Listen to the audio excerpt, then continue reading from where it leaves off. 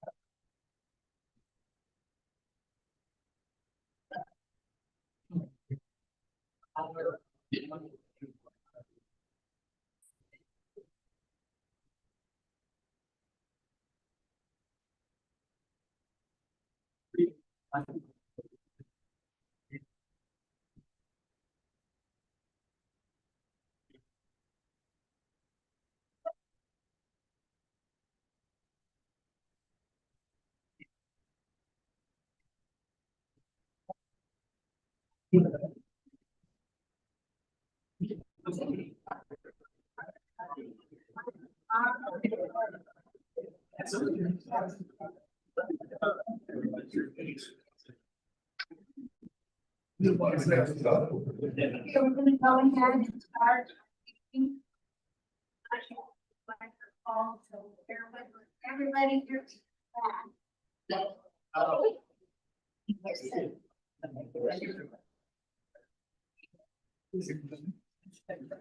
Everybody ready to start? Go ahead and start our meeting tonight. I'm gonna go over the agenda so everybody understands the procedures we're gonna be using tonight. We start off with our roll call. Then we approve the minutes of the previous meeting. Then we have public hearings tonight. The first one is case B 2284. And then the second case is B 2285. And then we would cover our old business, our new business, and our adjournment. This is an official meeting. It's not used to as an open house where there's one-on-one conversation. All speakers need to be addressing us here on the plan review.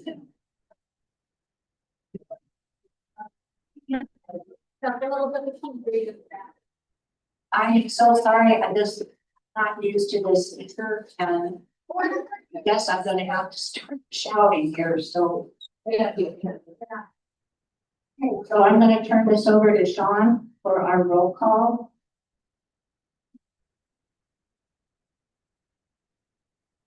Can I hear me? I'm really loud. Nice. Yeah. We'll swap mics here later. Roll call, Marcia Brandner, Here. Steve Dellinger. Here. Kenny Gray, Here. Dale Cole. Here. Jason Roberts. Here. Terry Matney, Here. David Fisher, Here. Sheldon Dines. Okay, you have a quorum.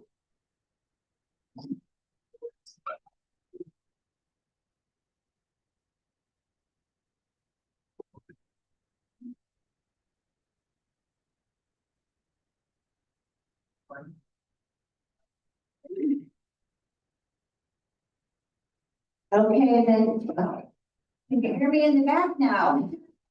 You can hear me out in the parking lot. Okay, then we have the approval of the minutes. I only noticed two little, things that we need to correct. On the first page, under case 2283, the third paragraph down. Christie appeared via Zoom. Penny asked for any questions for herself or Christie Plank. So we just need to change the of to or. And then on the third page, the second paragraph down, Jim Milliken came forward, who's the attorney for the redevelopment commission. He stated, we need to add a key. Did anybody else, notice anything we need to change on the minutes? Motion to accept. Second. Okay, all those in favor say aye. Aye. And opposed?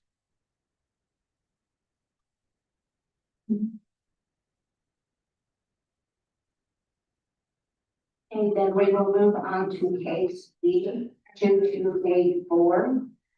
This is the review of compliance for construction in the County Road 400 South Overlay District. And Tom, would you like to give us a deed summary?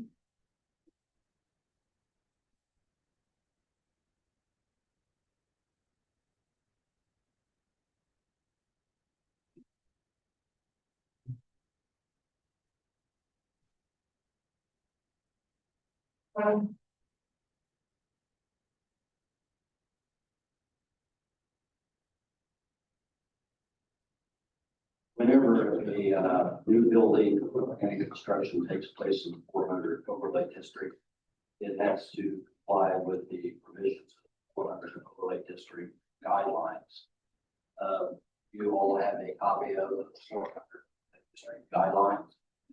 This is just to see if it is compliant. I suppose Corey might have something to say about that.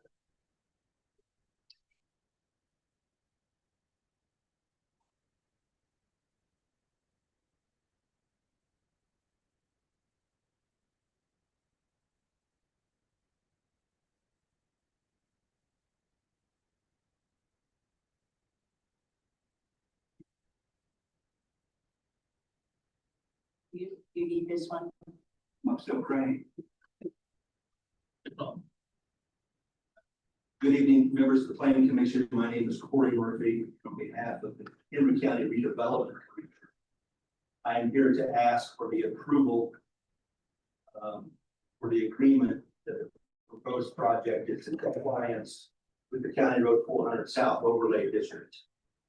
The project is located in the industrial park just south of Newcastle, 2 miles north of the interstate, west of State Road 3 in the park.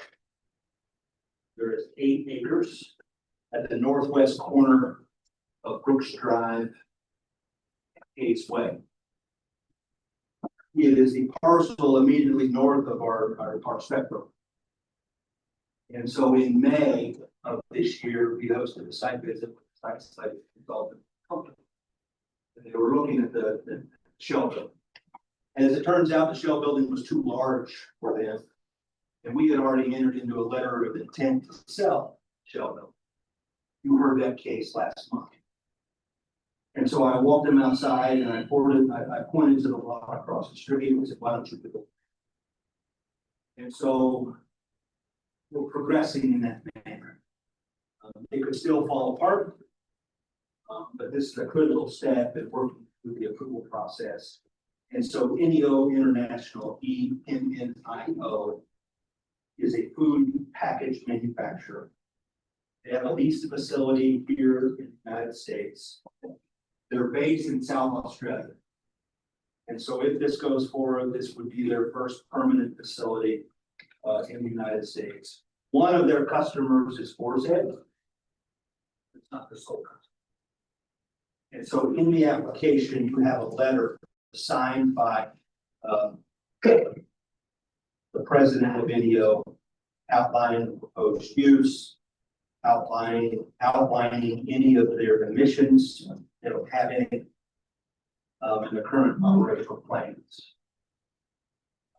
And so I'd be happy to answer any questions. This is an important step that's potentially welcoming this new company to our community. In terms of investment, just as a footnote, looks to be about between a $7 and $9 million investment and 50 new jobs over a few years. And like most of our projects, including the shell building and the former shell building where Forest Head Hummus is, we've partnered with Bunnenbaum Construction on those projects. And Bunnenbaum is working with NEO on their facility, planning it. And if all goes well, the goal is to have them operational this time next year. Questions? Questions? Corey, am I reading this right on restrictions as far as the list of the situations that, like the adult entertainment center, that is restricted in that area? Yeah, so section E, I have a copy of the ordinance as well in front of me. Section E lists out uses that are prohibited in that area. And that area is generally speaking a quarter mile in all directions from the intersection of County Road 400 South and State Road 3. The purpose of this is to protect that area primarily from an air emission event. And so we wouldn't even be here if I thought there was a concern, right? I have those conversations up front, understanding the company's use, understanding the company's emissions, and we've taken a number of passes in terms of moving through the process because it's just not a good fit for that area. So this is a good fit. And, that's why we're here. Corey, this has already gone through, this past the Henry County RDC Development Commission. They put their stamp on the initial. It's also owned by the commissioners. It's also owned by the county council. Is this just the next step of about 5 that's needed for this procedure? Yes. There are 3 separate processes. For the short answer to your question.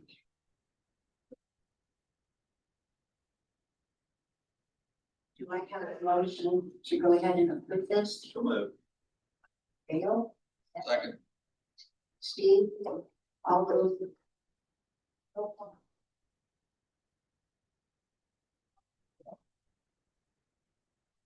I think we could just do the roll call vote. So as to 2284, the 400 South Overlay District, Marcia Gradner, Yes. Steve Dillinger, Yes. Kenny Gradner, Yes. Well, there's enough for public comment. It was advertised to the public here. Okay, would anybody that would like to, provide input, to approve this, please come up.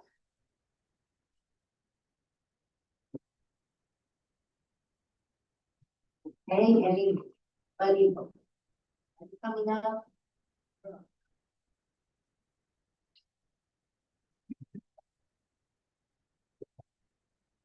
And could you go to the podium, please, and sign in?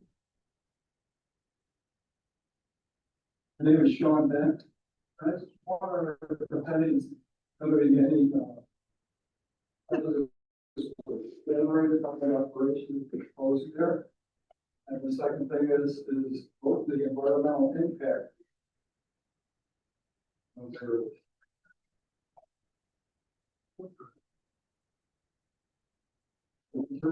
Okay, thank you, and then we'll bring it back up. Anybody, that is not in favor of this, would you please come up?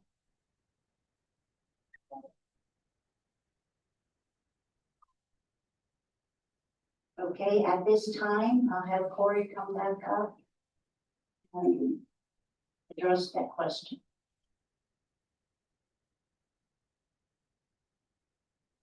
The answer to the question is no, either to deal with the clean process. It's likely regulated.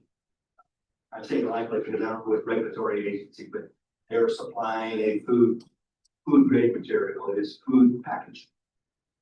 So. Thank you.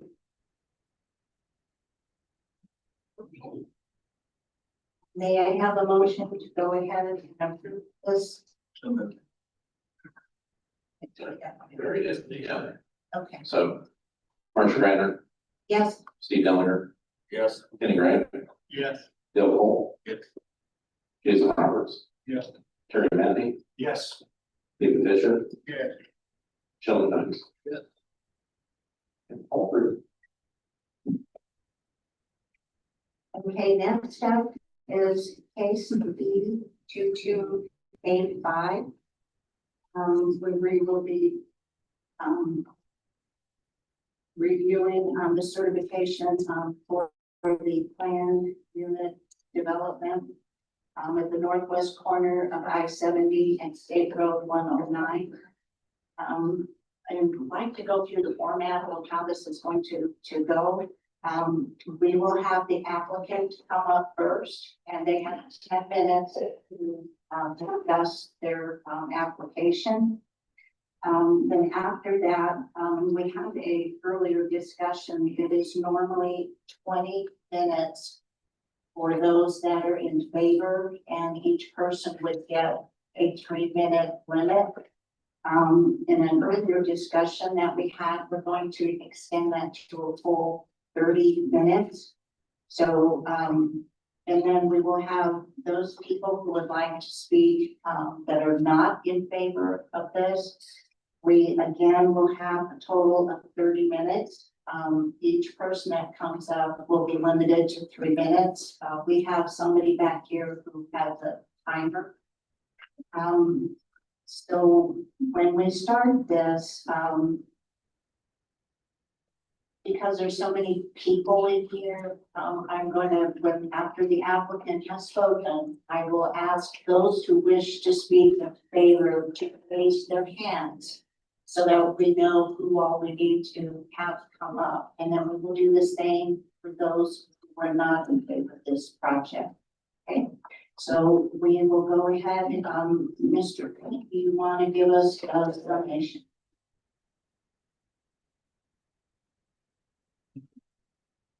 This is a proposal to establish the Intercounty Technology Park Plan Unit Development.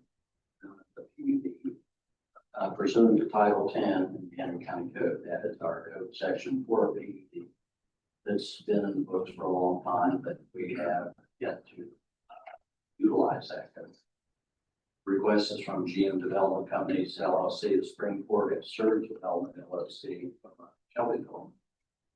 The application process is a three-step process with the pre-design conference where we look at their overall plan and discuss the process and steps needed to seek a PUD development.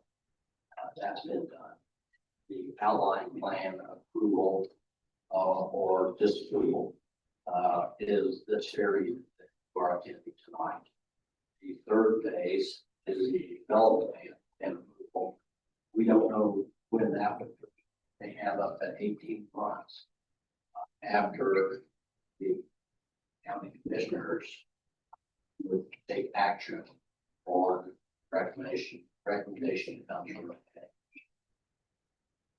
And there's no permitting will be done before their development plan has been approved. Development plan has to follow the outline. Change what it is. You passed on the commissioners tonight. That's what they have to go with. There'll be more detailed in their development plan. So this here is to certify the application, the outline plan at the northwest corner of the intersection of Interstate 70 and State Road 9. After review, recommendation will be presented to county commissioner consideration. Commissioners have up to 90 days after certification of the application by the planning commission to take action regarding the outline plan. Like I said, they have 18 months. Developments have 18 months to submit the outline plan back to the planning commission for review to compliance. That's when we'll start again. The development plan expires 2 years after approval, which US they've already started.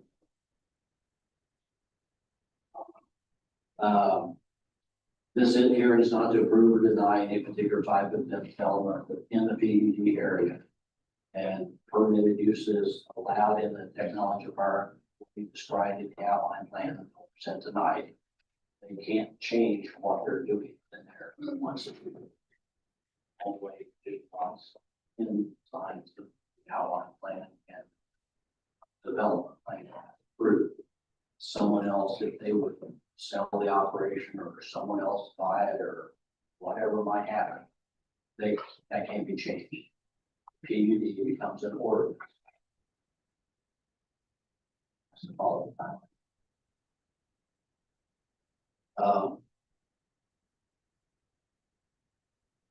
There's when you see the presentation, there's a number of limitations. If they are not specifically addressed, PUD outline, then they follow some of the guidelines that would be under the I-2 zoning. But most of the things address everything. And they can only do what's in their outline, even though there's other things under I-2 zoning that would possibly involve unless they're outlined. So that's pretty much it. Okay, at this time, we're gonna have the applicants come up, and you have 10 minutes.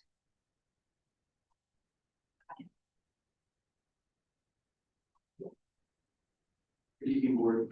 You said your name. Yes, my name is Greg Barnes. I'm from Springport here in Henry County. And I'm here tonight with my partner, Chris King from Shelbyville. There's also a friend of mine, also members of the Weimar family, Knightstown. And they can't hear you in the back. We're the petitioners this evening representing GM Development and Search Development. Thank you for the opportunity to talk with you about our proposed project. The project that has been nearly all consuming for us for the past year. Since I don't have a Facebook account or know how to use social media at all, we decided to do this the old fashioned thing. Oh, do you want my line for Roman or maybe? Got it.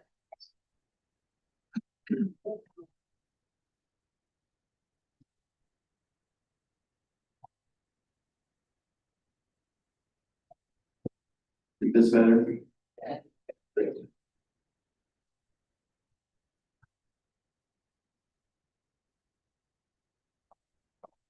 We've decided to manage this process the old fashioned way and have as many in-person meetings as possible over the past year.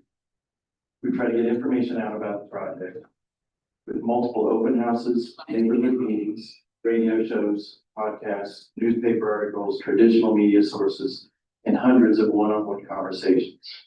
But I've heard there's still a lot of incorrect information circulating on social media. So I'm very happy to have the opportunity tonight to give everyone the correct information and also show that the things we've promised over the past year can now be officially memorialized in county ordinance. For those who are not familiar with the property, it is located on the northwest corner of exit 115 on I-70, which is the Nicetown exit. The property is bounded by I-70 on the south and Highway 109 on the east, which has the obvious benefit of providing immediate access to two major road systems. But what really makes the site special are two large gas lines on the western border of the site. Many of you may be familiar with this gas line as it bisects our county from north to south. Simply put, this large and flat site combined with immediate access to both Highway 109, Interstate 70, and a redundant supply of gas has created a very special opportunity for our county. In fact, there are only a handful of sites in the entire state that have these same features. I do want to emphasize tonight that tonight is simply step one, and there are many, many steps remaining after this evening. These steps include commissioner approval, approvals of future development plans, and local, state, and federal permitting processes for water, wastewater, stormwater, electrical, gas, architectural, structural, wetland, air quality, and erosion control, and many others. To be clear, we are not asking for approval for any of these tonight, as they are all future steps with their own vigorous permitting processes. I hope that this will take pressure off of both members of the board and members of the audience this evening, realizing that there are many future reviews, audits, and permits and approval to ensure the promises we are making this evening will be adhered to. Also, to be clear, we are not asking for approval of a specific data center company tonight. As I've said in hundreds of conversations over the past year, we have not had a single conversation with the data center user like Google, Amazon, Meta, etc., about this site at any time in this process. You may find this surprising based on what you've seen take place in other counties. But as you will see throughout this evening, we're trying to do things differently with this project. And in fact, it's an approach that has not been attempted anywhere in the country. The reason we are not discussing the project with the company prior to achieving zoning is simple. We do not want the company to have any influence whatsoever over the zoning process. We have all seen what happens when they do. So if we are not asking for approval of a specific data center company tonight, then what are we asking for? Here's the answer. We're voluntarily asking to add restrictions or guardrails, as we call them, to the property to restrict the way the future users can use the land. By doing this, we can ensure that a big pocketed company cannot use their influence to mold the zoning around their own desires. This is what we have all seen attempted in other counties and states many times. But again, we are trying a whole new approach.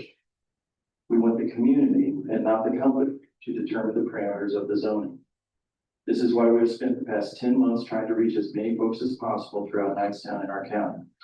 As I stated earlier, this has been an all-consuming and physically exhausting journey for us, with conversations with community members starting early morning and ending late in the evening on many days. These meetings have not been about telling our vision. Rather, it has been about listening and trying to establish the vision around what we are hearing. We've discovered that there are certain things that nearly everyone agrees on related to water, power, noise, and environmental concerns. It are these unanimous topics that we have used to develop the guardrails I've been talking about. We have tried to make these new guardrails as clear and concise as possible, and here they are. First, no on-site water wells. By far the main topic in nearly every conversation of the past year has been water usage. The reason is that some data centers use a type of open cooling system that can use millions of gallons of water per day by sucking water directly out of the ground. It is terrible, and we are vehemently against using this kind of cooling system. The good news is that there are other cooling systems that use very little water or no water at all. In order to ensure that the future company cannot use the open system, we've included a restriction in the presented zoning document that permanently eliminates on-site wells. This language is found in section 4 of the zoning document under the utility infrastructure paragraph. This will ensure that water must be provided by the local water utility, making the open cooling system impossible. Second, on-site power generation. Questions regarding electrical usage is also a major topic that comes up in nearly every conversation, and rightly so. Data centers can use immense amounts of power, and there are many examples throughout our country where this has caused stress on the grid. Additionally, there are examples where rates have gone up for average citizens because the electrical company has had to pay for necessary upgrades to serve the company. As you will remember, the special aspect of this site is that it's situated directly adjacent to 2 high-pressure gas lines, meaning that electricity will be generated on-site by converting gas to electricity rather than taking power off the grid. In fact, the main reason for a grid connection at this site will be to put excess electricity generated on the site onto the grid, meaning this project would become a net contributor to the grid rather than an abuser of the grid like we have seen so many times before in other states. The third paragraph of section 4 is where this is addressed in the PUD document. Third, noise mitigation. The county's existing noise ordinance is one of the best and strictest we have seen, as it takes into account various pitches in addition to volume, which protects both animals and humans. It also explicitly requires that noise and pitch levels are measured at the property line, meaning that the entire area of neighboring properties are protected by the ordinance. The submitted PUD requests no changes to the county's existing noise ordinance, and the future company will be required to strictly adhere to it. Additionally, we have added requirements for 8-foot tall berm to provide acoustical separation from adjacent properties. Fourth, environmental concerns.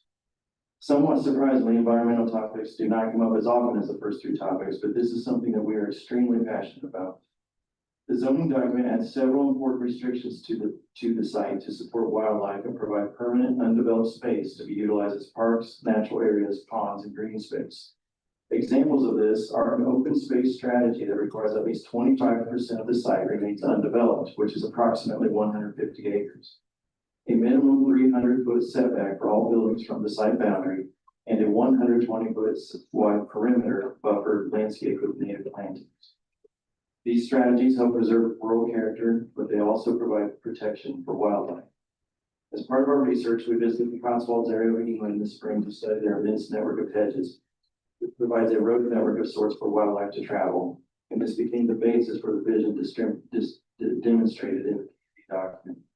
These guardrails are established in section 7 of the proposed zoning document. When you add all of these guardrails together, we believe that this will become the most restricted site in the entire county. Planning staff certainly can comment on that, but we are not aware of any other property in our county that comes anywhere close to having this combination of restrictions. But again, we are making this request voluntarily because we believe it's the right thing to do. I'll conclude this initial presentation now so others can speak.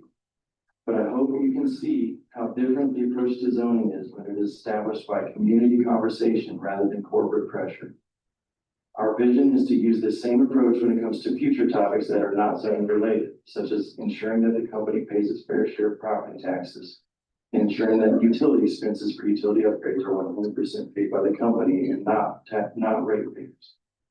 Our hope is that we can improve this model locally and that it becomes a nationwide testing.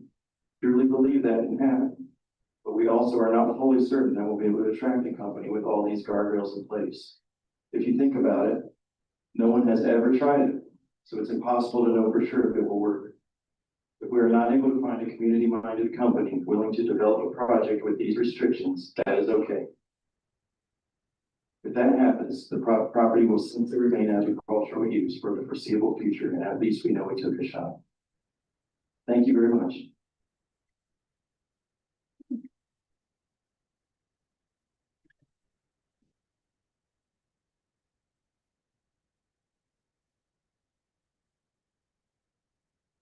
Okay, at this time, those that would like to speak in favor, would you please raise your hands? And, after we had a discussion today, we're going to extend it from 20 minutes to 30.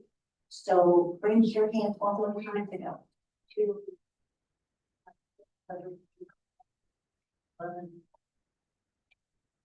Okay, we got 12 people. And we're gonna have to divide that up into 30 minutes. So Greg, we'll start with you.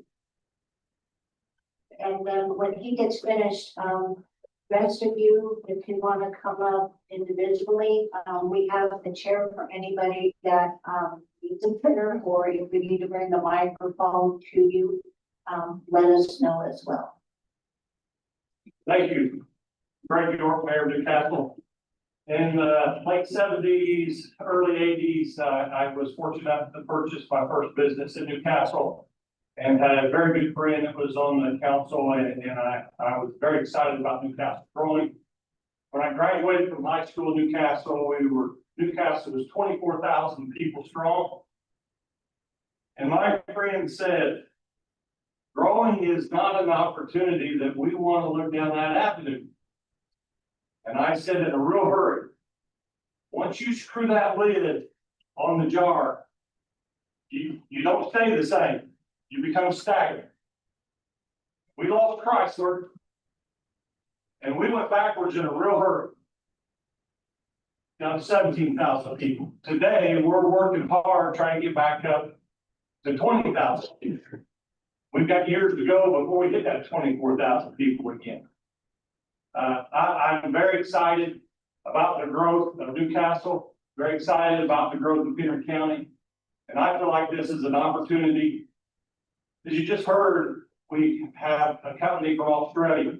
We're not only competing with Illinois and Ohio, we're competing in a worldwide situation that the computer world is way over my head. I'm an old dog that doesn't like new tricks. And believe me, data centers are way over my head. I'm very interested in us finding out all the facts and looking deep into them and not just go by hearsay, but what we hear on TV. I feel like there's already been some negative press on TV about it. That's not true.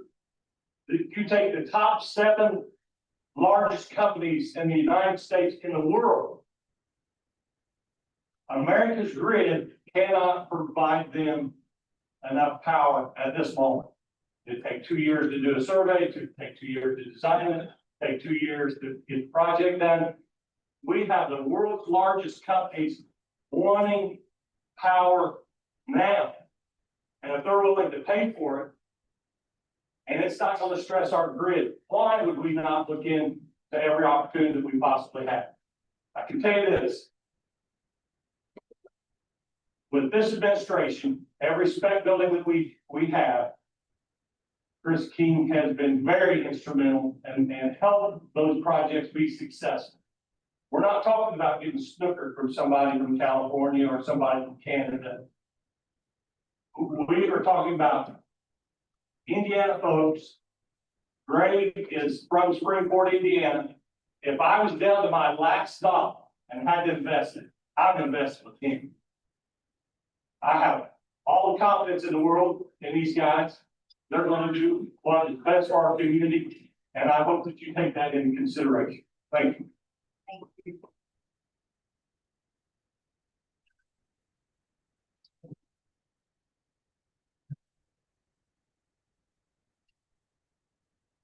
Good evening, my name is Roger Hammer. I'm the president of the Sound Town Council.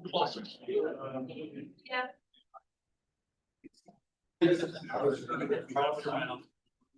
Round a little bit, over here. I guess and unfortunately I'm reading, so I'm Roger Hammer from the Sound Town Council. I'm also on the redevelopment commission. I don't speak for everyone on those groups, but I'm here to talk in favor of the proposed technology park. This project represents a transformational economic catalyst for Knightstown and Henry County. $10 to $30 million investment in water and sewer infrastructure, including new development within Knightstown, upgrade our water system, solve challenges we face today while opening up our entire I-70 corridor to growth. This isn't just about one development, it's about building a foundation for our community's revival. Technology parks are magnets for advanced manufacturing that depend on robust connectivity and infrastructure. Where data infrastructure goes, innovation follows.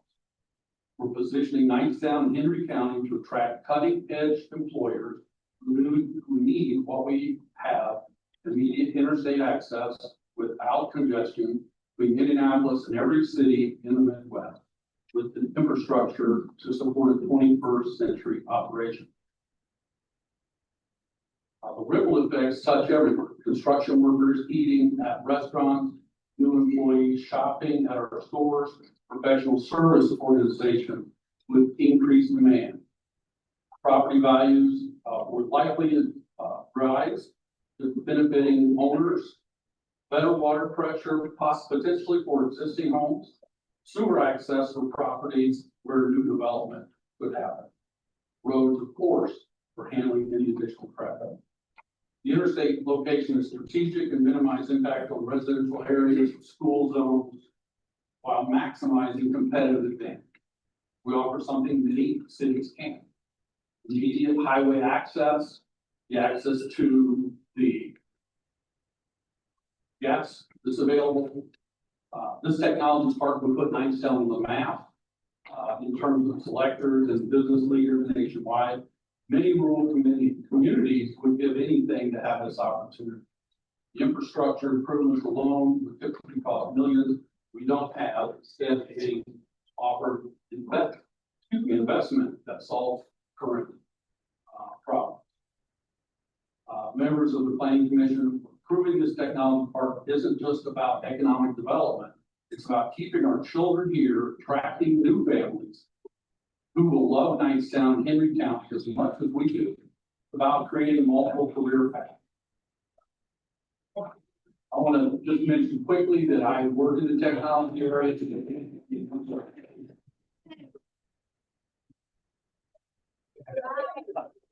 We're not going to have any waggle as to keep to yourself. Thank you. The next speaker.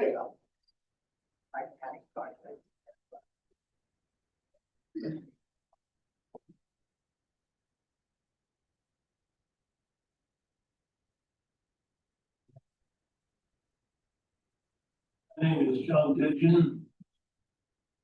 Live in Newcastle, but grew up in Knightstown. I'm here tonight as a concerned citizen.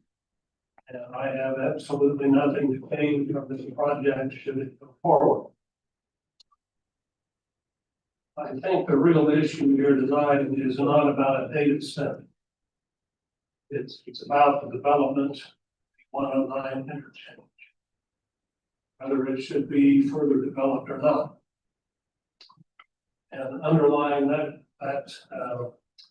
question is a question of change. Should we embrace change or fight it? There are people here tonight who are dead set against any further development at the 109 interchange. I want to say to those folks, sympathize with your position, but you've already lost that fight. Further development of the interchange is inevitable. It is going to occur in the same manner as it has occurred at every interchange as the Indianapolis metropolitan area spreads out over central Indiana. I've been following this for 60 years. I can say with absolute certainty, this is reality. The real question tonight is, what would be the best form of development, the interchange?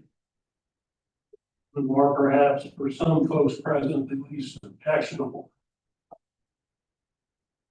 I want to briefly mention some potential developments which could occur. Would you like to see another truck stop? With hundreds of trucks rumbling in and out all day and all night? Or a bunch of warehouses and distribution centers, like you see at the Mount Comfort interchange. Would you please refrain? Somebody is speaking and we want to give you the same respect when you speak. Or perhaps high-rise hotels like you see at the Greenfield interchange. Or a housing development, perhaps with several hundred houses. Perhaps nice houses, perhaps not. In my opinion, when you consider the possible options, data center sounds pretty good. Low to the ground, unobtrusive, minimal noise and light pollution. I voted.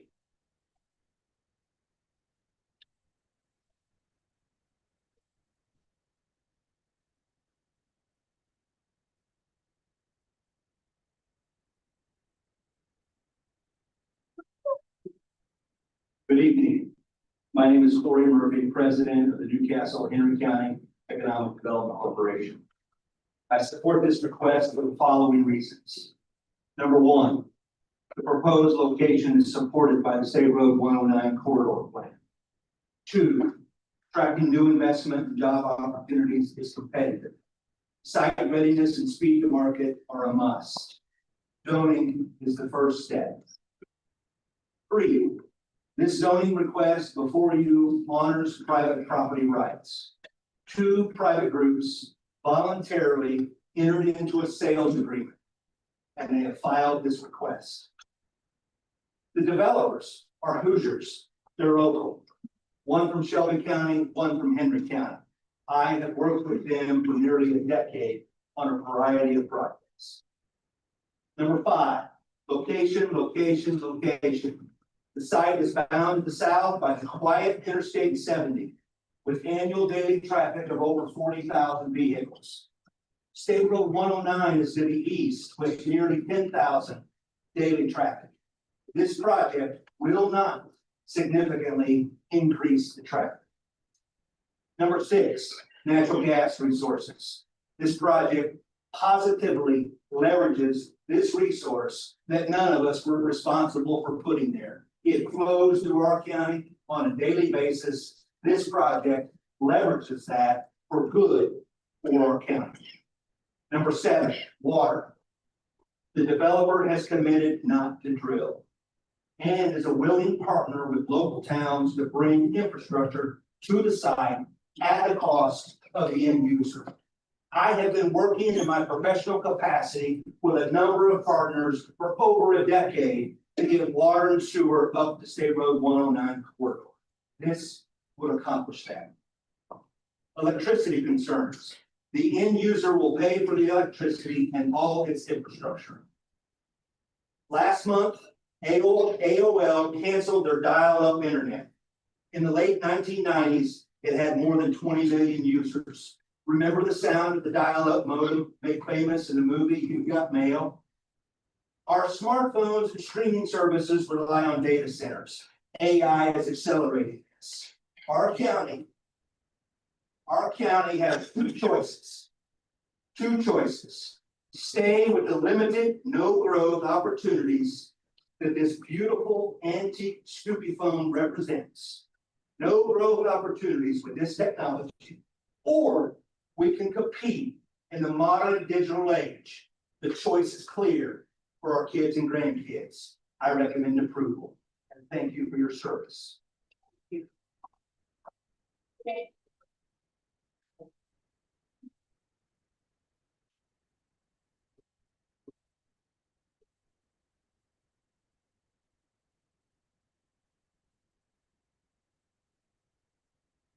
Evening, members of the Henry County Planning Commission, fellow residents. My name is DJ Weimer. My family installed this land home for generations. I grew up here, learning about agriculture from my dad, my uncle, my grandfather. Those years taught me not just how to work the land, but how to care for it, and how to care for it. We love this land, it's part of who we are. When I came back home as an adult, I built a business here, supported agriculture, because where my heart has always been. I've invested not only money, but time, hard work, sweat equity into this community. We all have. We did it because we believe in Knightstown and we believe in town. Our family has been deeply connected to this ground for nearly 200 years. I want people to know this decision not been quick, easy, or self-serving. Over the years, we've had multiple offers to sell this property, projects that would have brought little to no benefit to our neighbors or the community. We turned those down every time because they didn't align with our values. This project is different. It represents an opportunity for growth, responsible growth that can create lasting value right here in Henry County. Grandparents and parents taught me that when you live in a community, you serve that community. I lost count how many times someone stopped me, tell me a story about how my grandparents helped. Whether we're lending them equipment or quietly stepping in, times are tough. That's the legacy we want to continue. This project is not about outsiders taking over. It's about creating a future for our own. Future where our kids and grandkids can find good jobs, raise families, stay close to home. We can't thrive as young people have to way to find out. We all want more for Knightstown, more jobs, more services like grocery stores, childcare, or small businesses and restaurants. But those things can come. Those things only come when we build a strong economic foundation. This project helps create that. What will destroy our sense of community isn't progress, it's division, it's fear, gossip, misinformation, that the neighbor loves neighbor. That's not who we are. Knightstown's always been a place of neighbors helping neighbors. That's what we need to get back to. Our family wishes to see carefully, didn't come to it by faith. But the developers behind this project have a vision. One that puts Henry County on the map as part of the effort to keep America strong and competitive global technology race. Think about search engines. Who remembers Ask Jeeves or Like Us? Google became the leader in the best faded way. Technology, leader defines the future. Right now, others are investing heavily to lead in computing data. This project is one small way for America to stay. Thank you.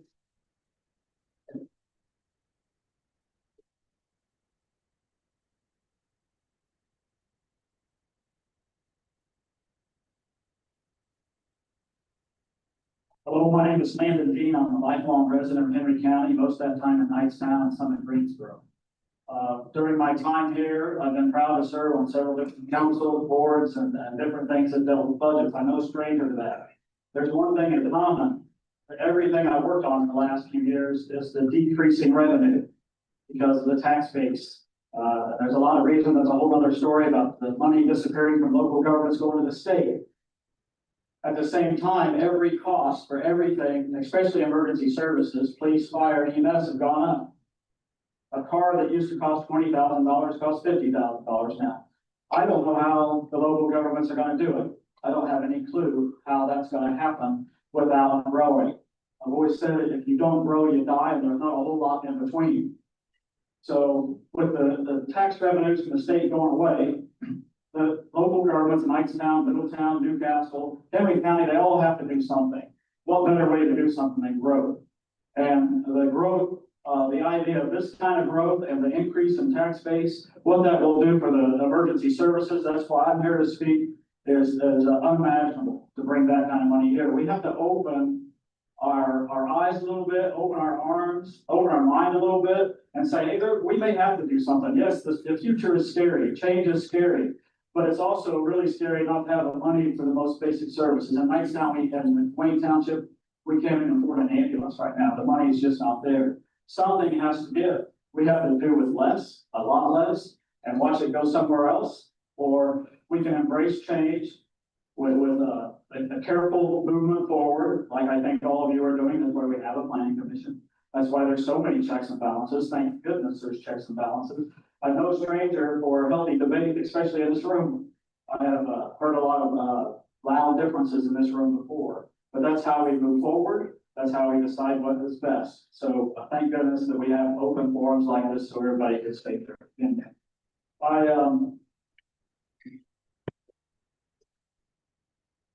So again, if you don't grow, we're gonna die. There's evidence of that everywhere. It's coming this way anyway. I'm grateful that we have a right to say what we're gonna have. The Weimer family, the first time I heard the name Weimer, I was fourth grade and I walked into a classroom and met Mrs. Weimer. And since then, I've never seen anything but positive things forward from the Weimer family and the things that they've done for the community and the county and just the atmosphere in the entire area. I trust them. I trust that they're going to make the right decisions. I trust that they're not gonna let the wrong things come to that area. They could have already done that. I appreciate the fact that we can gather these facts and learn together about what is next. But please, my plea to everybody in this room is let's open our minds and work together. Thank you.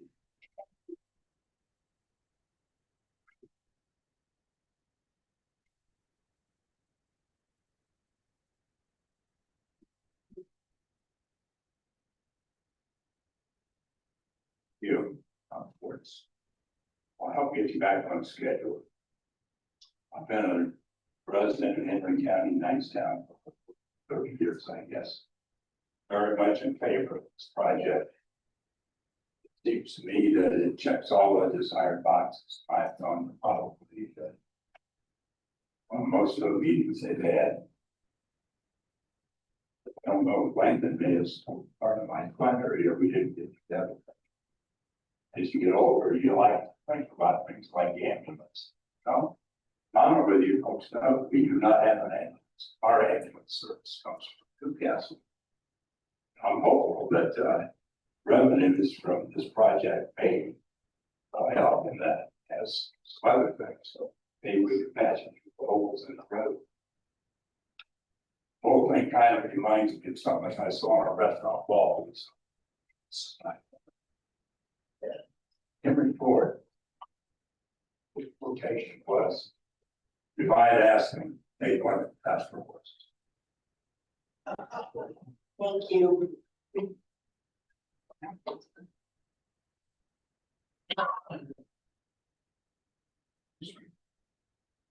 Or should have him wait, I'm having a problem with that. We wait just a minute, just one second, Mr. Dimer. Okay. Sorry.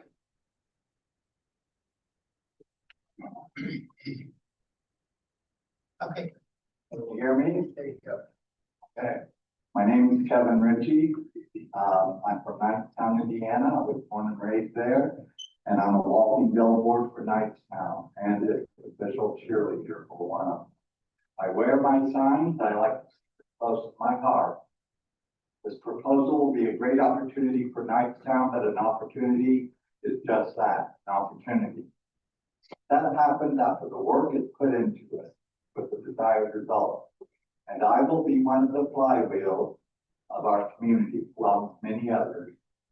The initial efforts, it takes a lot to get the flywheel spinning. But my job and that of others will be that fly on the wall or sometimes the bull in the china shop, holding the developers and the tenants, their feet to the fire, and stay on track with initial plans and not very far from. This will be a great opportunity for not only Knightstown, but the entire county of our neighbors. A few years ago, I worked on the Stellar Grant project for Henry County. I developed friendships, networking opportunities with wonderful people all over the county. Relationships still last to this day that have helped tremendously with other projects then. I am on the town council, but I'm speaking for myself right now and my family. We have to constantly evolve and adapt to changes in society today, and especially freedom of physical affairs. Our community, our county faces significant challenges over the next few years to keep the quality of life to the standards we expect. Our schools, our businesses, first responders, town governments are all at risk for not being able to keep up with the funding for all the needs due to matters which I'm sure you're aware of. We have to be creative in coming up with ways to keep fiscally responsible. Yes, be prudent, cautious, discerning for the growth that we want and not just for growth's sake. Knightstown has always taken great pride in their past. Almost 200 years since Knightstown was founded. That's a heck of a lot of blood, sweat, and tears of community members stepping up to the plate to accomplish great things. I'm a local history buff. I'm also incredibly proud of our ancestors, our families, our friends, who continue to strive to build on Knightstown's future. I'm also speaking for the county, but I'm strongly opposed to the NIMBY philosophy, not in my backyard, because we all share the big backyard, the backyard of Knightstown, the backyard of the community, the backyard of this county. I like what I hear from these developers. This project is unlike many that have gone before. Thank you. I have two more speakers that can come up.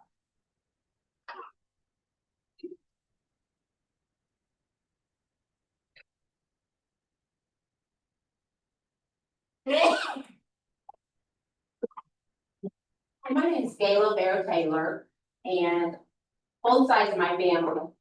I'm a proud fourth generation Henry County resident. My 83-year-old father still works the farm where I grew up in Kent and Shirley.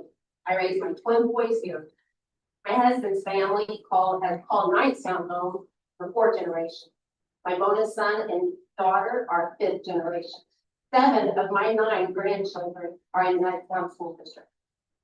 With roots that run as deep, I would never support a project without doing my homework. And today I stand here with a clear conscience and unwavering conviction to support this particular tech park. My support, however, comes with clear expectations for both the developer and our county decision maker. I urge you to place strong guardrails and protections, not just on the project, but enshrined in the land. These protections must serve as a lasting declaration of commitment. Help, not harm. Those who fought for this project and those who will live with its impact. Marketing 101 teaches us that the biggest opportunities are born from solving real problems. But when people search data centers on Google, they don't find solutions, they find fears. And that's because uncertainty always gets louder headlines than facts. We all heard our doctors say, never diagnose yourself with Google. The same is true in technology. With nearly 30 years in technology, a 30-year career in technology, I can tell you surface level searches often fuel fear rather than render facts. Real understanding comes when we dig deeper, when we learn, grow, and adapt to inevitable change. It's imperative that we look to the best examples so we never fall prey to the worst. That's how we push back against fear and reject the bitterness, resistance, and despair that divides the community. That's exactly what I did. I sought the best example of rural communities where data centers help transform farm into growth. To do that, I reached out to people who I know better than anyone would answer their phone from some random rural in Indiana. I tracked down the thriving communities across the U.S. People that know what these data centers do for residents, homes, utilities, and taxes. Who's more likely to answer the phone? A realtor, that's who. The people who see firsthand what happens to property values, neighborhoods, and families. These realtors had nothing to gain or lose by answering my questions. And if you want to see the rest of it, message. Thank you.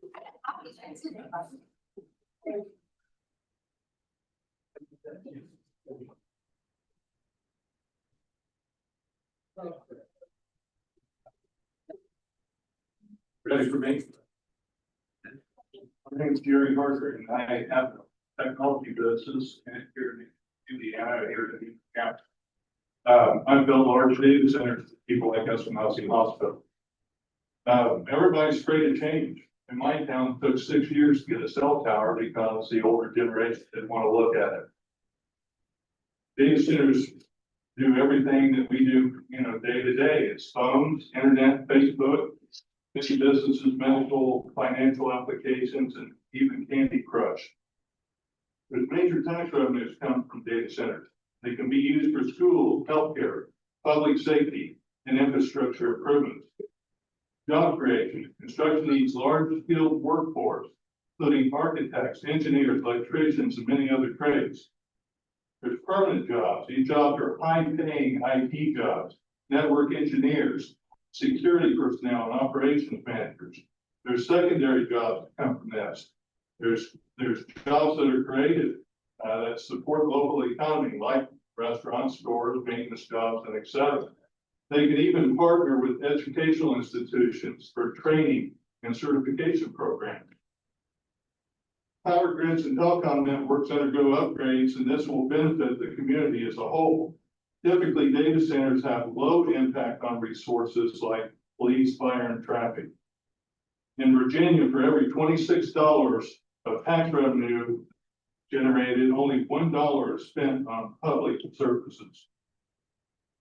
I would ask, is it fair for me to not want change because I don't want anything different in my last years of my life? The result will be that children and grandchildren will have to move away for employment opportunities. Data centers are coming and they're here.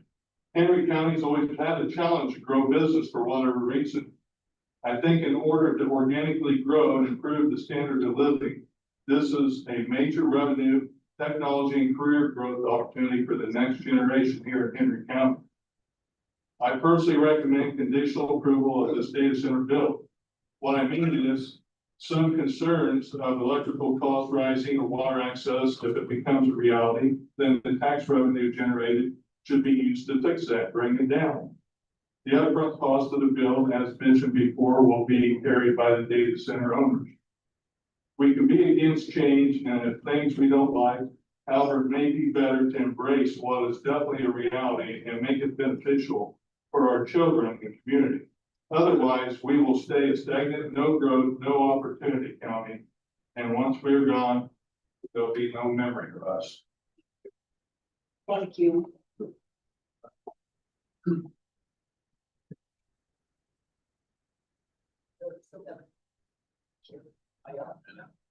We still have a few more minutes. Would anybody else like to speak on behalf?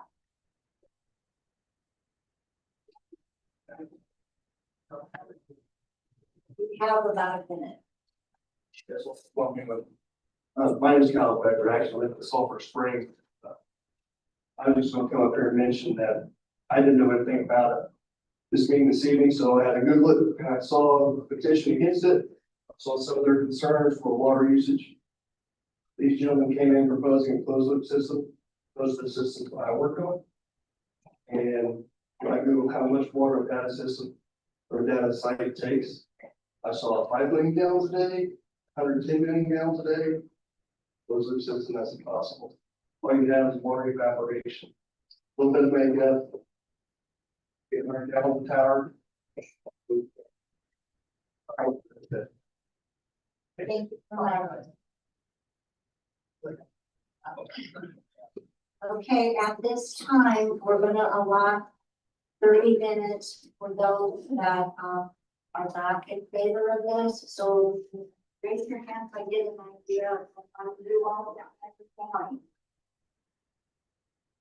Okay, so we have to see 1, 2, 3, 4, 5, 6, 7, 8. Okay, I'm going to take the nice lady in the green shirt, the gentleman in your plaid shirt, the gentleman in green shirt. Okay, I got the green there, and over here, I see a green shirt and a red shirt.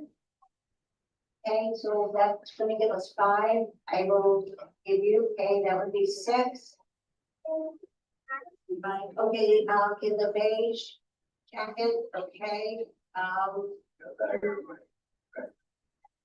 right here, okay, did you, and then the gentleman in the back, he got a black shirt on, I'm sorry I identified you this way, but, so do we have, well, let's just go ahead and start, and then if we have any time extra, then we'll add some more, okay? And we'll start with you, t-shirt. We'll just remind everybody there's a sign-in sheet up there on the podium there, please. Thank you.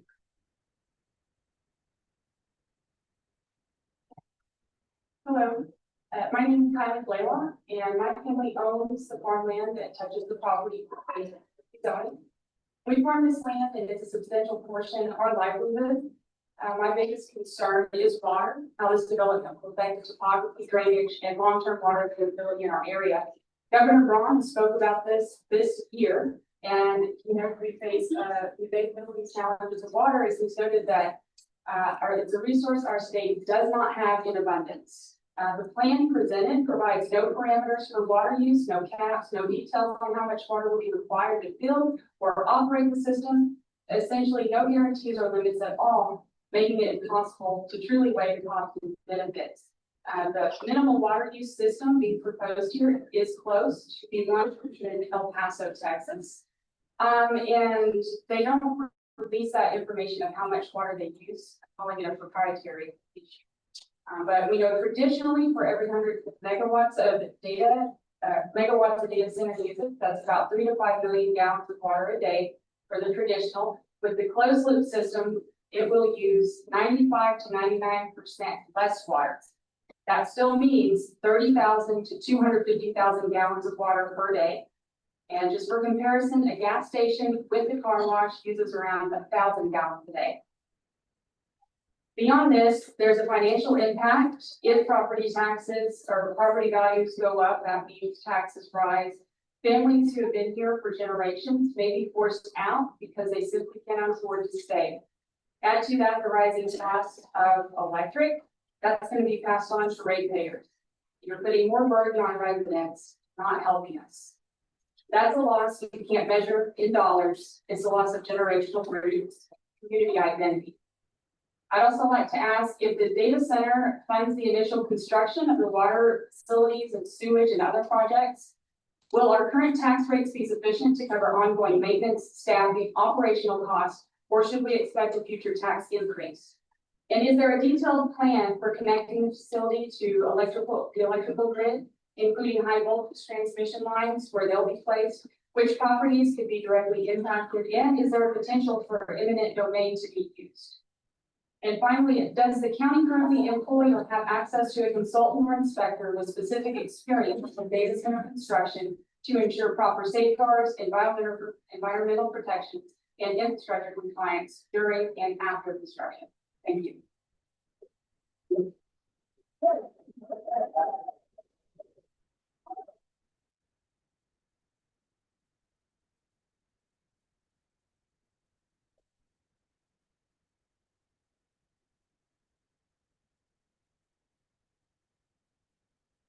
Hello, everyone. My name is Dean Thomas, and I live at 5588 South, 1100 West, roughly a quarter of a mile from the edge of this proposed data center. Most recently, it's been turned a technology park. So, one of the many who don't want this technology park come to our county. I have a petition right here, got 1,700 signatures plus. Feel the same way. Been one of these things that I felt that we've been unheard on a lot of these things. Everyone keeps talking about how great everything could be.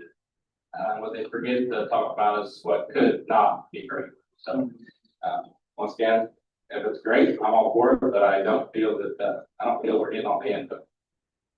I have a couple questions here that I just think would be important for the zoning board to take into consideration. As far as I understand, and you can ask the developers yourselves, I don't believe there's been any impact studies done on what the site will do for the surrounding area. It's great when these sites are, we talk about Houston or wherever else they're at. This may be a really good thing, maybe a really bad thing, but we don't know what it's going to do to our county. So until we have information on that, I think it'd be really foolish to approve anything, quite frankly. And along with that, there's also some issues that I see with this gas. Nothing was really mentioned specifically, but first, when we started talking about this, they thought that the gas ran on the Weimer property. It does not, just to clarify that. So at this point, they have to figure out how to get the gas to the project, which in my opinion is a huge hurdle, when talking about basically this being a huge thing for gas, you're not gonna use electricity. So something I think that should be answered. Quite frankly, if there's no answer, then why would we approve any zoning for anything? Because what good the company gonna do? All they can do is just come in and look at the site. They can't actually do anything. But like I say, ask them those questions, do your own research, withdraw and tell people, the reason you're elected, the spot you're elected to. So take that, not heavily, but take it all into consideration. And we thank you for what you do.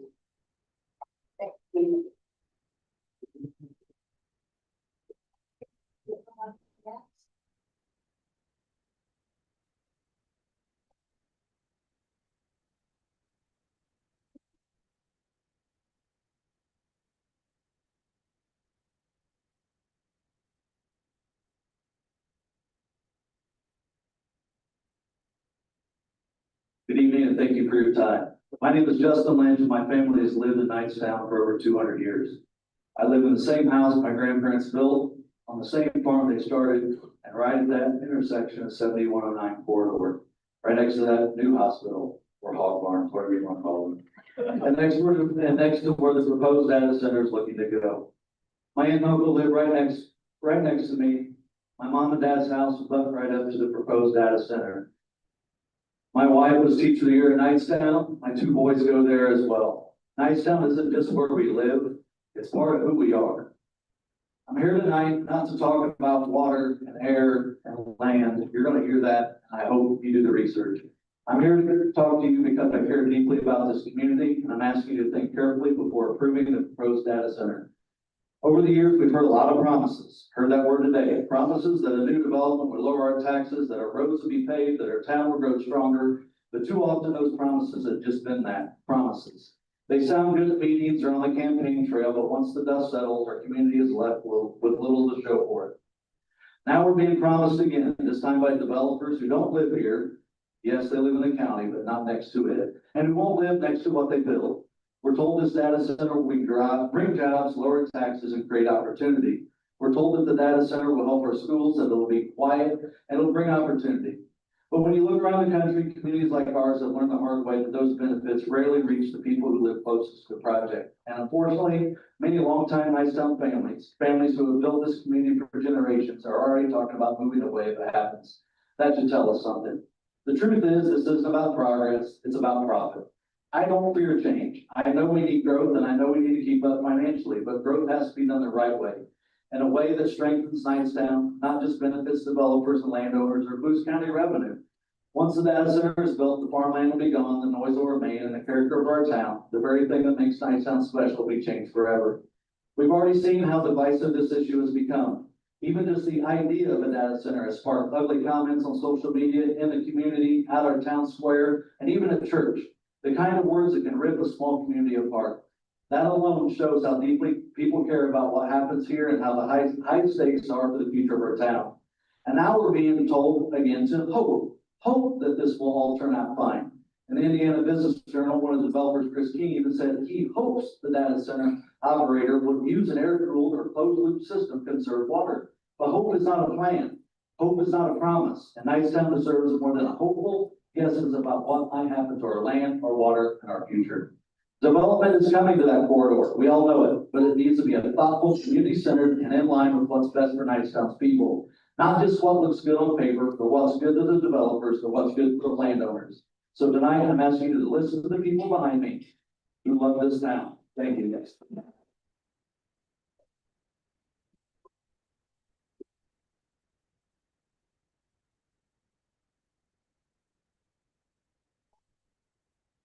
But let's be respectful of everybody in there and not be moving them all over the place, please. Either keep them on the floor or just hold them, but let's not be waving them around. Okay, we're ready. Thank you. My name is Kevin Littlejohn. I've been here about 3 years.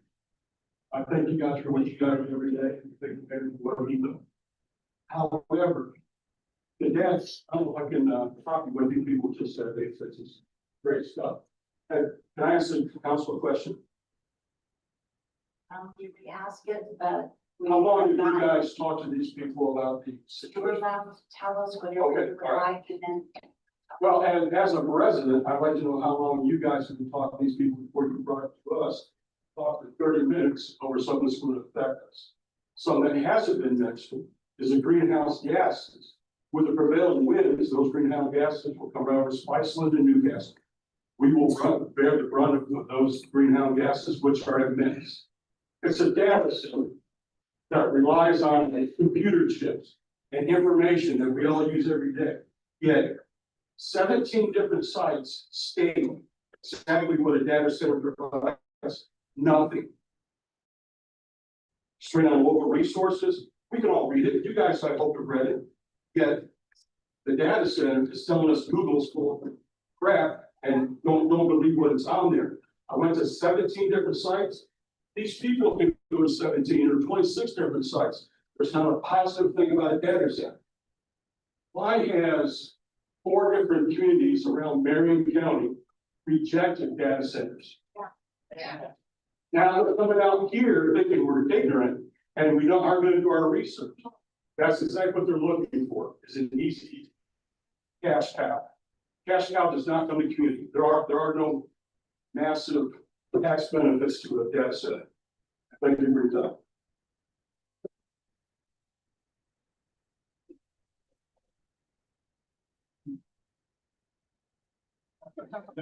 All right.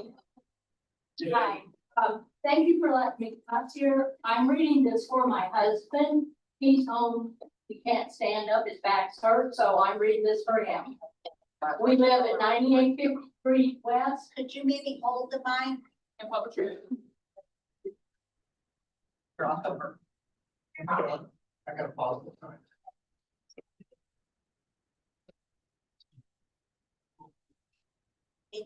Did you sign Yeah. in? Thank you.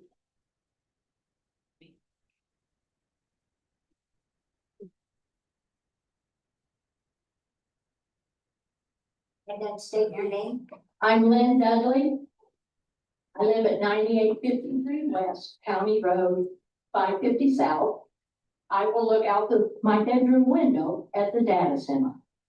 I'm reading this for my husband.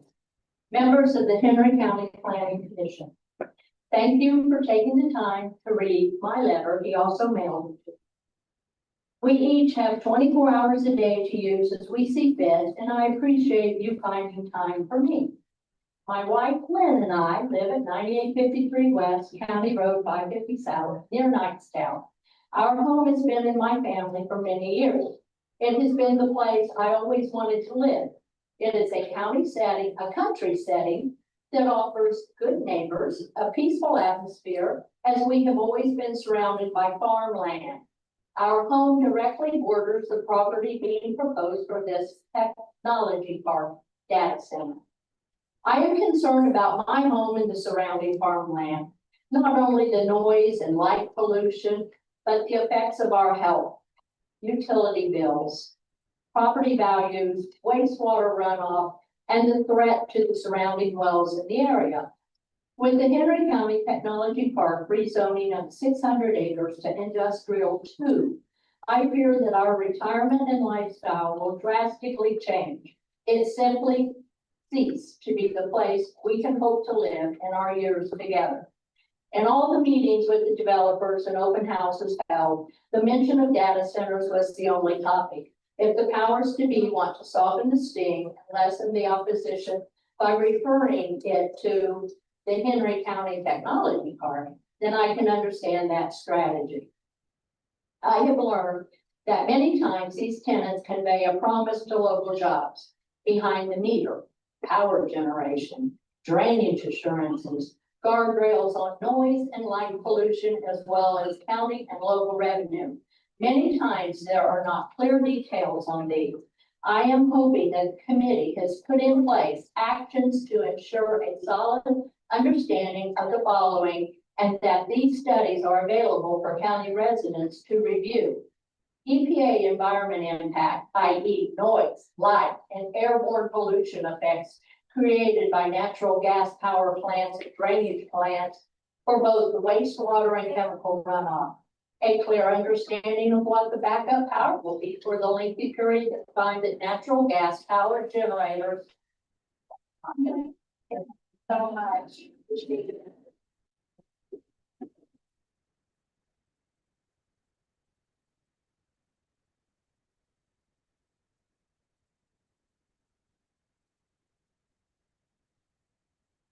Yeah.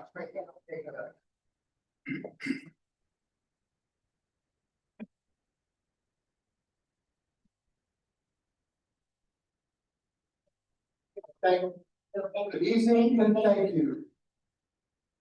Members of the Henry County Planning Commission, I'm Robert Keough. I'm a taxpaying resident of Henry County in the state of Indiana, residing at 9877 West County Road 750 South in Nicetown. Tom, thank you for some of the communication there. I appreciate that. And tonight's decision, one way or the other, is not an easy one. You know, you have pressure from corporations, you have pressure from investors and developers and contractors and landowners wanting decisions and in a quick scenario. On the other hand, you guys face residential and environmental concerns and long-term well-being concerns. So I would like to ask this committee, as a professional and as a constituent of this county, has this committee taken the time to seriously visit existing data centers? Not on a recruiting mission by an IT company or developer, but have you stepped out, visited existing IT centers to see how many people are actually employed, the sound of that's created, and so forth and so on? Have you taken the time to speak with residents living near or around data centers, for either better or for worse? Have you taken the time to contact other county agencies and professionals to see, are these data centers actually backing up the utopia they have promised? You know, we come to a situation where everyone wants a quick resolve and a quick fix, especially those who stand to make millions of dollars in profits.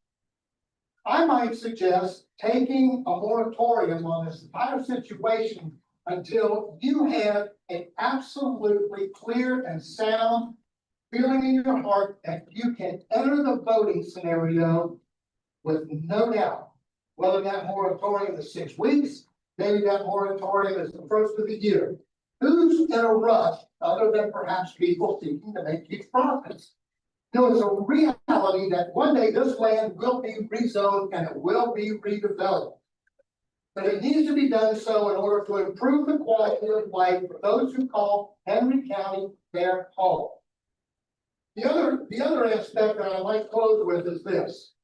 This is a public meeting. Facts are being presented.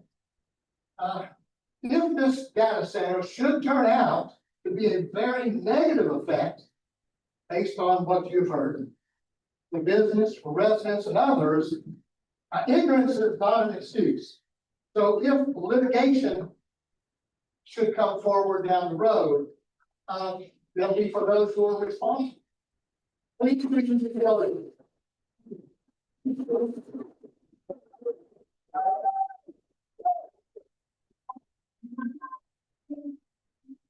That hold everybody in the room, so let's just kind of not be clapping our hands so much.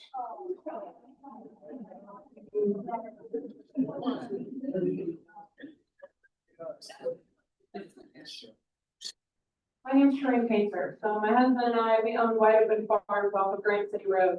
I work for the state of Indiana, and it's my job to monitor schools and ensure compliance.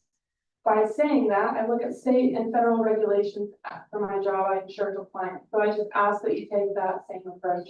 Listen to the people of Nicetown. Listen to the majority of Nicetown. I don't think people are afraid of change. I think it's that we're against the wrong kind of change. There's change, and then there's good change.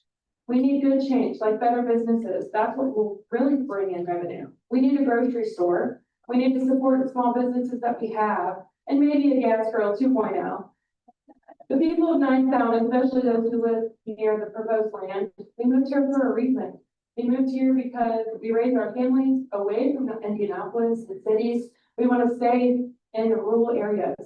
I live very close to the property, and my grandfather has a bunch of acreage also that is essentially a top of a pin away from the property. This will impact all of us, the citizens of Nicetown, in a negative way. It will take our land, the very land that feeds you, your children, and your grandchildren. You can see the overwhelming majority of Nicetown and their residents are strongly opposed to the State Center or Tech Park. We just ask that you listen to us and you hear our voices so that we don't move away. Because of majority, I believe there was, last time I looked, there was 16, and I think he said 1,700 signatures on the petition. We are very strongly against the data center.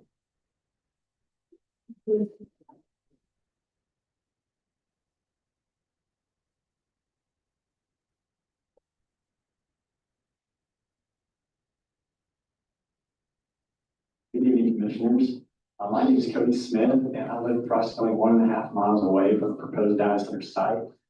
Also here tonight on behalf of my girlfriend Lori Thomas, whose family lives approximately 1/4 mile south of where the proposed natural gas generation site would be. As you all know, one of the main planning tools used by the planning commission is a comprehensive plan. In fact, Indiana Code IC 36-7-4-603 states that a comprehensive plan is an important factor for planning commission members to consider in all zoning decisions. Nowhere in our and the Henry County Comprehensive Plan does it say that the Nicetown interchange should be heavy industrial, which is what the PUD is proposing. In fact, it says the exact opposite, and I quote, "Future development in and around the Nicetown exit should not only maintain but enhance the county's rural image. Appropriate uses for this area include estate housing and or equestrian farms." I think everyone here knows that a 580-acre data center campus is totally the opposite of what the comprehensive plan recommends for this area. In 2020, a nearby land was rezoned for the Henry County Health Clinic, case number B2241, where the Henry County Hospital Foundation petitioned to rezone a 40-acre tract owned by David and Jean Weimer from heavy industrial to general business. At that time, in 2020, the Planning Commission's own staff concluded that the current zoning of heavy industrial is a poor fit for the area and could lead to undesirable development or growth. They cited the comprehensive plan's direction that future development in and around the Nicetown exit should not only maintain but enhance the county's rural image. In other words, when the health clinic asked for a modest commercial rezone, staff warned against industrial intensity. Yet tonight, we're looking at a 580-acre heavy industrial data center complex in the exact same corridor. The county's own record actually tells us that this area should stay rural, utility limited, and compatible with existing homes. Approving this PUD would directly contradict the 2020 Planning Commission's prior findings and the comprehensive plan itself. Another question I have is, have any attorney or subject matter experts reviewed this PUD to confirm it has no gaps or legal loopholes that could be exploited by the end buyer of this land? Another question I have is, in this PUD, I don't see any caps on utility usage or megawatts in terms of electrical capacity. So that could mean, I talked to Greg Marks and he said that they're planning on 360 megawatts, 6 60 megawatt gas generators, but there's no cap in the PUD for that. So my concern is that grows exponentially larger up to a gigawatt. And in conclusion, at the end of the day, this PUD document is all our community has to protect itself against powerful billion-dollar corporations that could potentially be the end buyers of this project. Thank you.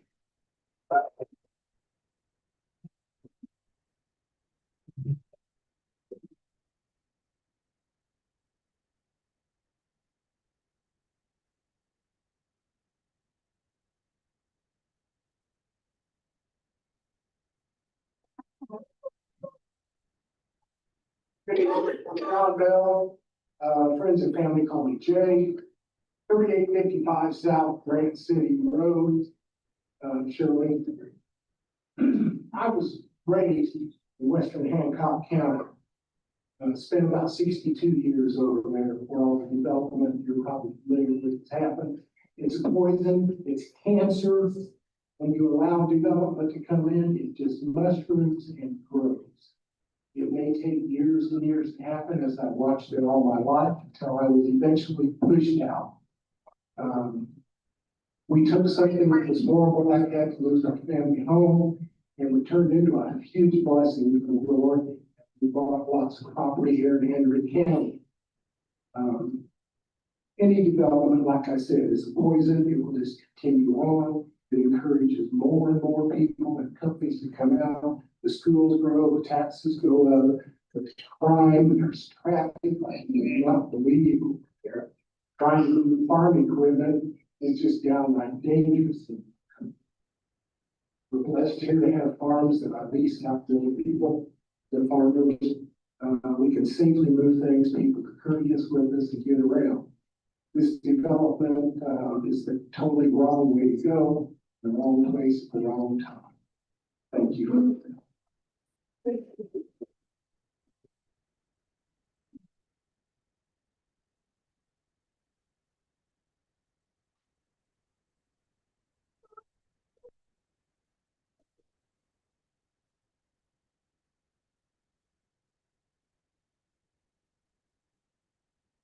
Hello, and thank you for your time. I'm Gabriel Davis, currently the father of two, soon to be three. Shirley, or right next to Mr. Davis. I'm here to tackle a different concern than what most people have mentioned, job concern. I was going to talk about basically the problem with, it's supposed to be farmland, rural, and all that, but it is spoken of. So what I'd like to say is that, this short so someone else can speak. We know that this is going to be for AI. This is not going to be for your social media or anything like that. And we know the direction of AI is automation, the automation of jobs. This is not going to benefit any youth. This is going to take away from youth. It's going to make less jobs. I know that's frankly inevitable to a degree, but do we want to really be supporting that when we spoke on supporting our rural community? I'll leave it there. Thank you.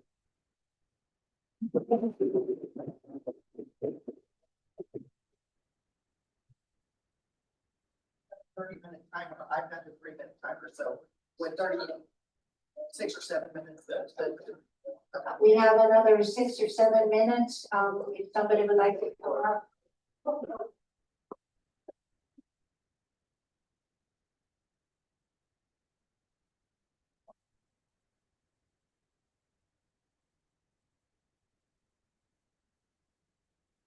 you for hearing me. My name is Randy Kimmerly. I live 1 mile from the proposed site. I own a small business. We're an agricultural business that we grow and provide food for 60 families. And in the summertime, we sell at farmers markets to nearly 600 people a week. I'm very concerned about this proposal for the reason that what is being promised is not a guarantee. And the guarantees can't outweigh, or the promises can't outweigh what could happen and the possibilities. And that's something that really needs to be considered. My family has grown up in this area. My grandfather, my grandmother, who just passed away, grew up in the same area. I am taking over part of the farm from my grandmother. We are very concerned because our kids, we want to leave this as an inheritance. And that's the way most farms are. We want to leave our farms as an inheritance to our kids. But what is that going to look like if the data center comes in? It's a Pandora's box that could be opened and not shut again. And that could ruin everything that we have, all of us have built and tried to establish as farmers and to try to build an inheritance for our children and our grandchildren. And my oldest son works on the farm with me along with his 3 kids. So we're a multi-generational farm and business.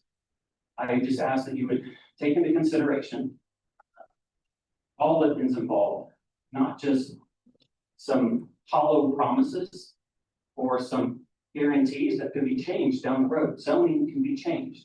It doesn't matter what's in the PUD. These all, and I've asked the developers themselves, and they said, yes, these zoning guardrails can be changed at a later date. And you know that.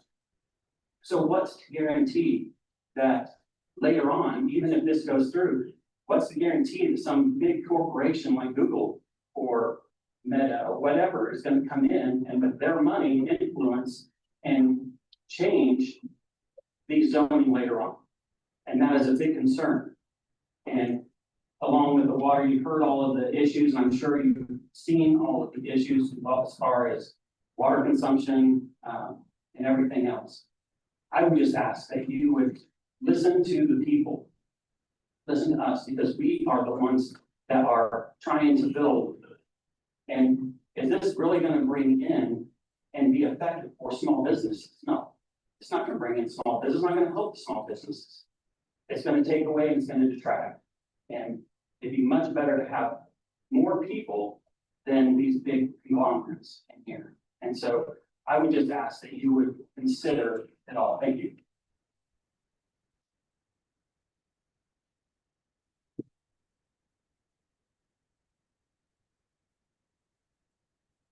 Name is Sean Dunn.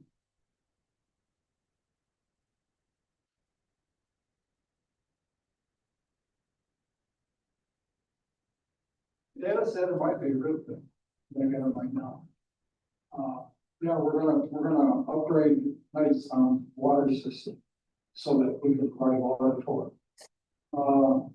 Question, where's Knight's not get its water? We're gonna get all these benefits, we're gonna give tax abatements and stuff like that to the businesses as they come in. How many people are we gonna employ? Maybe 50, 60, doesn't take much to run a data center, the thing was so long. Gotta keep this pace. So it's not gonna add a lot of people, it's not gonna bring a lot of people. Okay, and it's gonna bring some really high intellect people, maybe from India, somewhere else. I think the people, our boys around here are qualified, not, I know we're all smart, right? However, I don't think it's a good idea. I think the only questions are tax abatements, you know, what's in it for us? Our tax is gonna go up, it's gonna go down. Right now, we get our $300 rebate for the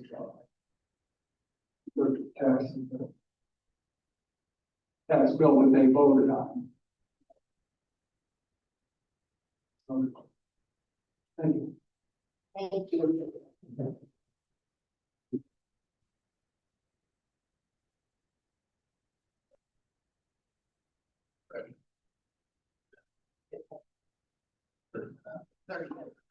Oh, I'm so sorry, the 30 minutes is up, but thank you. Well, thank you, but I'm not being disrespectful, I'm just being. You guys mind? Oh, I'm sorry. You're Indianapolis Day. Sorry for having speakers from Henry County. Well, I was born and raised in Henry County, and I actually walked that ground, that you're very ground that you're talking on. The 30 minutes is up, I'm so sorry. That's pretty bad. Listen to your people that's behind me.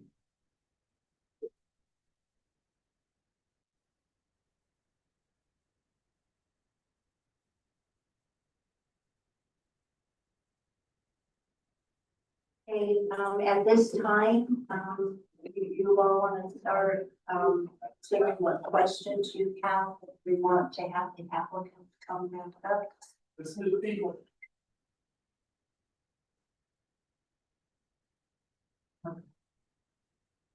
If you would like to have just 2 minutes, I will happily let you come back up.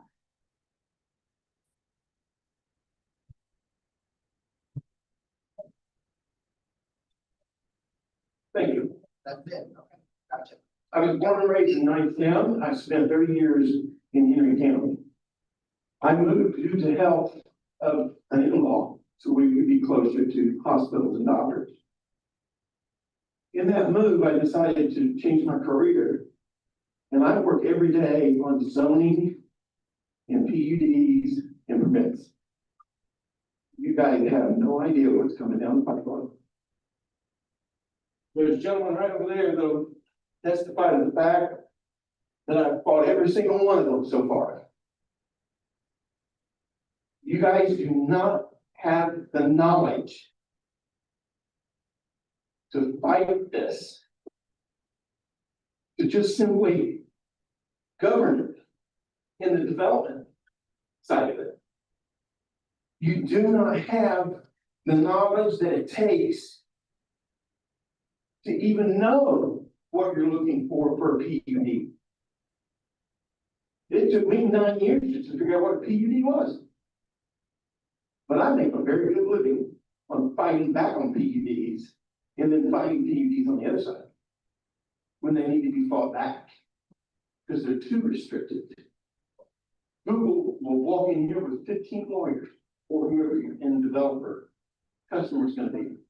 They'll walk in here with 15 lawyers that it's an economic distress permit, and they'll have it taken to court. And you'll lose. I've seen it over and over and over again. Why Henry County? They're not building in Carmel. They're not building in Fishers. They're not building in Noblesville. And they sure aren't building in Guys Reservoir. 40, close to 35 years ago, they picked Caddis, Indiana for a diesel manufacturer plant. Thank you.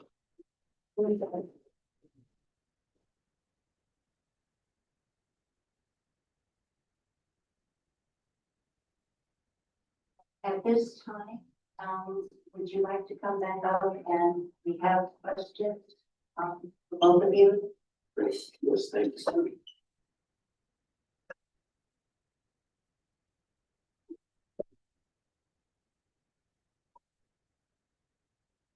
My understanding, Clermont County Council, you're not asking for any tax abatements because that's something the council would approve or disapprove. That's correct. Obviously, tonight is, that would not be happening anyway, but we are very much for the company paying its fair share of tax. 100%. We've said that from the beginning, and in our opinion, that is the reason to do this project. It's because of the asset that we'll be building, property taxes that will be generated. Where do you plan in the future to have like an environmental impact study, or is it too early along? Because you're saying using natural gas will generate it on site and not drilling wells on site. That we sit over a huge aquifer where you could, but you decided not to. Have you had agreements from Knightstown or Shirley as far as access to municipal water? Said you got approval from the pipeline company that a flow from Louisiana to Canada is sufficient and minimal impact on that pipeline. But is this something that's planned in the future, or have you investigated this? Chris is my partner that I mentioned before. He's an engineer as well, so I'll already talk about that. Good evening, everyone. I want to thank you again for time tonight. Yeah, speak to you also. Thank you for your time. Excuse me. I want to also thank everyone here for being just so respectful of the process and how this works. Your questions about the process going forward are very perfect. Yes, absolutely. There will be environmental impacts evaluated as things go forward. There will be studies done on the site from a wetlands perspective, from an environmental impact perspective. Anything that's related to the natural gas generation on the site would fall under EPA review. It would fall under IDEM reviews. There are very specific processes and hearings that have to happen as part of that process. So really what tonight is determining if this is a use that's appropriate from a county land use perspective. This is the first step in the process. As we mentioned previously tonight, step 2 is a full detailed development. When we come to that detailed development plan, we'll be presenting all of that information. We've had very specific conversations with the town of Knightstown about the potential to connect that system. We understand the designs that are in place that do extend utilities out to that site. We've also had conversations with the town of Shirley as well. The commitment that we are making within the PUD is that we will not drill wells. We'll connect to the municipal system. So it will be our responsibility to get those agreements and extend those services to the site. So if we are not able to do that, then we're not able to push that forward. So just to be clear. So again, we are focused on trying to answer all those questions. Yes. We make a recommendation, pro or con, or without any recommendation, correct? So the next step would be whatever recommendation we make goes to the county commission. So this is a CAU, commissioner approved use. No, No, it's not a CAU. Okay. It is to certify the application to correct form to send the outline plan.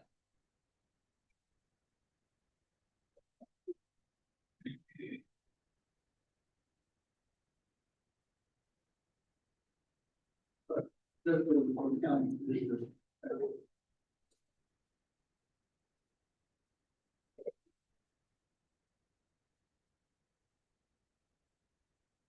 One question was, that this PUD go by attorney review. Speak up. Did this go past attorney review what we're assessing tonight? In terms of the fact that we reviewed the documents, yes. But I mean, in terms of like land use or other engineering questions, I think the engineers would have to answer those types of questions. Which does come in the development plan. And we have 18 months for the development plan. And the commissioners how much time, 90 days? Yes, the commissioners have 90 days to take action on it. And if they don't? If they don't, depends on our recommendation. It says. Okay, thank you.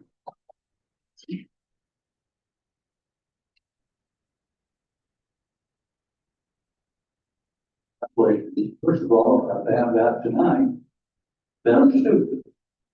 I'm 91 years old. That took me a long period of time. I said, like, I'm stupid. Well, I've seen in the county, I've seen it there. It's like the mayor spoke there. If we don't think about change, and we got this on our shoulder that we can't make change. We want to make change, but we want to make choose what we get. My question to you guys is why is there so many people against it? Can you answer that? Chris may also have something to say that maybe even is different than what I would say.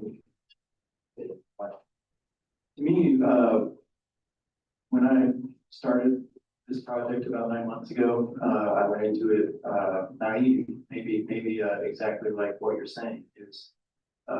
When I started, I thought that this would be something that everybody in the community would love. To me, I looked at it as an opportunity to buy a tax base, buy jobs, and a relatively inert building that I just couldn't imagine that anyone would think was bad. What I've discovered is that there's just simply a lot of disinformation that comes out online. And where it comes from is from sources outside of our county, because I can tell you, there's one thing that I've been very happy about with this process is how nice, how friendly the folks within our county have been to me. I found it to be extremely respectful. Even the folks that are against the project have been extremely respectful to me. Where that has ended though is, outside of our county. That's where actually the information is coming from. Just as an example, when we're talking about water before, we're restricting water completely from being sucked off of the site. We have been saying that for 9 months, but then these outside sources keep putting in information about water, trying to make it negative. So that's been difficult for me because I don't use social media at all. I haven't understood how to counteract that, other than simply just keep saying the same thing over and over. And what we've been saying over and over is exactly what we're trying to memorialize in this. But saying that You know, I'll be honest with you, this was Tuesday. Myself, I would like to put this on hold, that we could.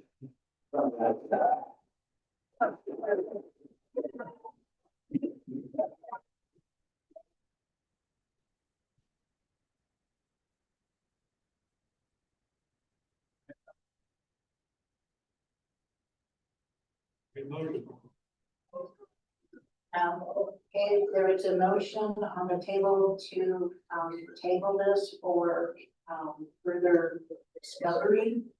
You might have a second.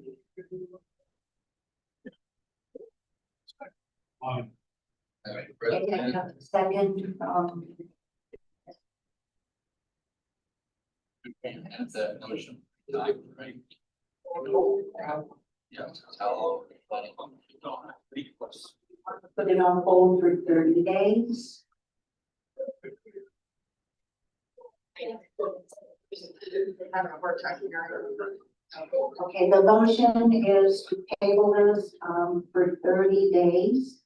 And for our next meeting, and I have a second from Jason. Yes. Okay, all those in favor of tabling this till the next meeting? Okay.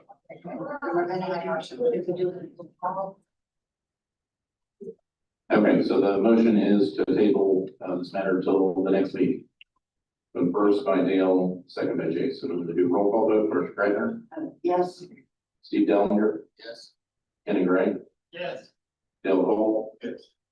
Jason Roberts, Terry Matney, No. David Fisher, Sheldon Dines. Motion passes 6-2, so this is tabled until our next meeting.